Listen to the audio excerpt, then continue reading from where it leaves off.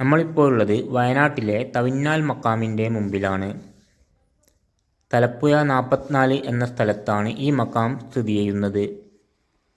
മാനന്തവാടിയിൽ നിന്നും കണ്ണൂരിലേക്ക് പോകുന്ന റൂട്ടിൽ 13 കിലോമീറ്റർ ദൂരമാണ് ഈ മക്കാമിലേക്കുള്ളത്. മക്കാമിൻ്റെ എതിർവശത്തായിട്ട് തന്നെയാണ് ജുമാ മസ്ജിദും സ്ഥിതി ചെയ്യുന്നത്.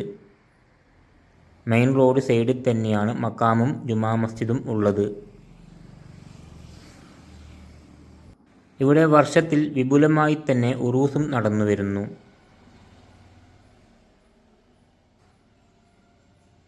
മൂന്ന് മഹത്തുക്കളുടെ മക്ബറയാണ് ഇവിടെയുള്ളത്. പ്രമുഖ സൂഫി വര്യനായ ചാപ്പനങ്ങാടി ബാപ്പു മുസ്ലിയാർ ഇവിടെ പലപ്പോഴായി സിയാറത്തിന് വന്നിരുന്നെന്ന് പറയപ്പെടുന്നു.